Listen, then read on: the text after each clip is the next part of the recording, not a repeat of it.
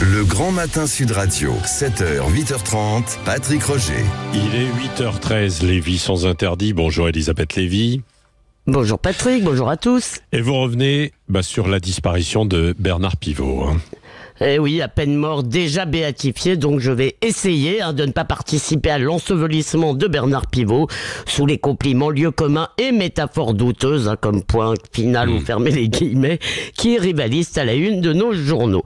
Donc, comme vous l'avez noté, et comme l'a noté mon cher Guy Carlier, qui a deviné tout ce que j'allais dire, c'est un monde et c'est une façon d'habiter ce monde qui disparaît, et Guy Carlier l'a remarqué, Pivot meurt en même temps que des chiffres et des lettres qui avaient démarré en 72, 3 ans avant apostrophe. Bon, moi je cherchais pas les moscato, mais enfin, les résultats aujourd'hui des élèves français en maths et en français suggèrent qu'il serait difficile de recruter, peut-être pas des candidats, il y aura toujours des exceptions d'excellence, mais des téléspectateurs qui auraient envie de se mesurer à ces candidats. Est-ce qu'on imagine un ado d'aujourd'hui, les yeux rivés sur son téléphone et le casque vissé sur les oreilles, participer à ce Scrabble télévisé? Eh bien, en réalité, la République des lettres avait disparu bien avant son pape. Où trouverait-on aujourd'hui les Romain Gary, Kundera, Lévi-Strauss, Nabokov ou Michel Audiard pour peupler nos écrans? Oui, il faut l'admettre, il y a des époques plus ou moins fécondes. La nôtre produit moins de génie et en plus, elle les déteste. Vous êtes décidément une nostalgique, hyper nostalgique, Elisabeth Lévy. Oui, je vous dis, Guy Carlier avait tout deviné. Je suis nostalgique d'un temps où la France était une patrie littéraire, oui, ça c'est sûr, parce que la littérature est la sœur et peut-être même la mère et l'épouse de la liberté. Oui, il n'y a pas, à mon avis, de liberté dans une société qui répudie la littérature. Il suffit d'ailleurs de visionner les grandes émissions d'Apostrophe, Bukowski qui titube, Solzhenitsyn qui prophétise, Simon Leys, le grand écrivain antitotalitaire qui cloue le bec d'une façon magistrale à la maoïste Antonietta Machiocchi, je suis pas sûr de bien prononcer son nom.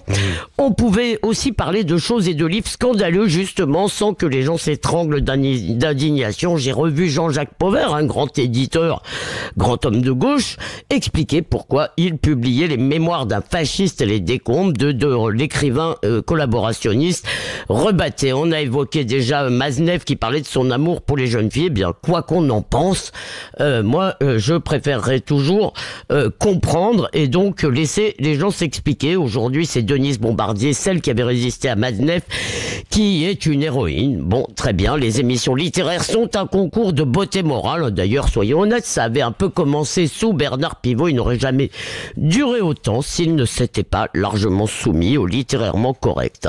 Et aujourd'hui, les livres n'ont plus pour mission de dévoiler la comédie humaine, ça c'est la mission que leur a signée Balzac, mais d'édifier les masses. À la grande époque de Pivot, Patrick, l'écrit avait préséance sur l'écran était au service de l'écrit. Nous sommes passés, pour reprendre les termes de Régis Debray, de la graphosphère à la vidéosphère. L'écran a colonisé la pensée, en commençant par le cerveau des enfants. Eh bien oui, cher Guy et cher Patrick, on a le droit de penser que c'était mieux avant. Amine El-Khatmi, que vous inspire ce que vient de dire Elisabeth, qui reste accrochée quand même à une autre époque, un peu comme Guy Carlier tout à l'heure. J'aurais bien aimé contester le propos d'Elisabeth. Hélas, je crains qu'elle n'ait raison. Voilà, c'est désolant. J'aurais bien aimé lui dire. Alors évidemment, il y a notre époque a aussi ses génies, évidemment, et il y en a un certain nombre dans la jeune génération. Mais hélas, si on fait, comme elle vient de le faire, un panorama, disons, d'ensemble de la situation, c'est vrai que l'ère est davantage à TikTok et aux vidéos débilisantes qu'à l'effusion de l'esprit et des lettres. Il y a des choses évidemment débilisantes, mais il n'y a pas que ça. Il y a également aussi beaucoup de création à travers ces vidéos, à travers en fait ces images que l'on peut propulser et permettre en fait à tout un chacun aussi d'accéder finalement à un certain nombre de choses, quoi. Elisabeth Lévy. Oui, mais si vous voulez, justement, le propre de l'image, c'est qu'elle stimule beaucoup moins l'imaginaire, en réalité, qu'elle demande beaucoup moins d'efforts à l'imaginaire qu'un bon roman, si vous voulez, ou une bonne bande dessinée, si vous voulez. Non, mais il y a Allez-y. Et il y a aussi, Patrick, vous ne pouvez pas le nier, on en parle tout le temps. Si vous voulez, quoi qu'il en soit, la baisse du niveau en tant que tel de maîtrise de l'orthographe, de maîtrise du français, et quand on n'a pas les mots pour penser ce qu'on vit, si vous voulez, on s'appauvrit. Enfin, à vrai dire, ça me semble vraiment difficile à contester. Attendez, alors c'est vrai, c'est probablement vrai ce que vous dites. Sauf qu'il faut être capable de relativiser en fait les choses. Est-ce que vous croyez que toute la population française, il y a 40 ans, lisait des romans ? Non, mais ce qu'on vous dit, Patrick, Amine El Khatmi, répondez à moi.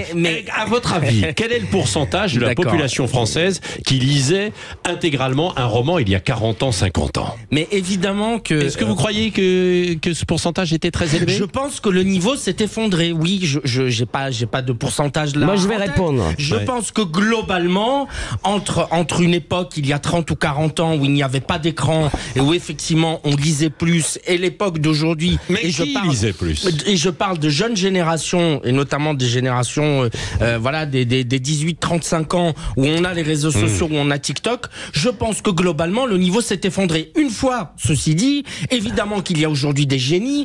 Aujourd'hui, évidemment qu'il y a des gens qui lisent aujourd'hui, et fort heureusement. Évidemment qu'il y a des gens érudits. Évidemment qu'il y a des gens qui nous élèvent. Mais si on fait un panorama global, je pense encore une fois, hélas, qu'Elisabeth a raison, le niveau, c'est globalement... Allez, effondré, abaissé, j'en sais rien. Je voudrais répondre à la question de Patrick. Oui. D'abord, rappelez-vous, Monsieur Germain, rappelez-vous, Monsieur Germain, le professeur d'Albert Camus, c'était aussi une époque où l'école permettait malgré tout, si vous voulez, à des enfants du peuple d'accéder au monde de la culture. C'était peut-être plus difficile, mais ça existait. Et nous en avons, si vous voulez, dans les élites des années 50, 60, 70, il y a beaucoup de gens qui sont aussi issus comme ça de l'école républicaine. Donc ça, il faut pas l'oublier. Mais surtout, c'est le statut qu'avait la littérature et l'écrit, si vous voulez. C'est pas, même si tout le monde ne lisait pas des livres, si vous voulez, il y avait un statut de ce qu'était l'écrit dans notre monde. Or, moi, je crois effectivement, mais là où vous avez raison, c'est un fait. Nous sommes passés, comme le dit Debré, de la graphosphère à la bidéosphère. Alors oui, je peux le déplorer, ça sert à rien. Ça, vous pouvez me le dire, si vous voulez. Mais l'idée de dire, si vous voulez, oui, regardez comme c'est merveilleux, il a raison, Amine, moi j'ai pas parlé des réseaux sociaux, mais admettez quand même que c'est pas le royaume de l'intelligence et de la subtilité, si ? Non, bien sûr, évidemment, c'est pas ce que je dis. Ce que je dis, c'est que à travers, puisque vous parlez en fait beaucoup de l'image qui a supplanté évidemment en partie l'écrit, c'est que l'image est aujourd'hui plus facilement accessible que ne l'était l'écrit pour une grande partie de la population il y a 40 ans, 50 ans, et que le roman, le livre n'était pas réservé certes à une classe élitiste, mais quand même beaucoup, et que évidemment pour ces gens-là, eh bien il y avait un niveau qui était très élevé. Mais pour les autres, non. Et là aujourd'hui, à travers l'image, on s'ouvre aussi en fait sur le monde. Mais le statut symbolique de la littérature était plus élevé, c'est ça que je veux dire. Oui. Voilà. Allez, on va continuer de discuter, d'échanger entre vous. Vous voyez, c'est intéressant. Il y a toujours des points de désaccord. L'invité politique. C'est parce que vous êtes jeune, Patrick. Oui, bien sûr. L'invité politique tout à l'heure de Jean-Jacques Bourdin, 8h30, c'est Olivier Faure, le premier secrétaire du PS. Je voudrais bien qu'on revienne aussi dans un instant sur ce qui se passe quand même. Est-ce que l'on peut croire et espérer une trêve entre Israël et le Hamas? On va voir ça dans un instant. Et il y a beaucoup d'autres questions aussi dans l'actualité que nous allons partager ensemble sur Sud Radio.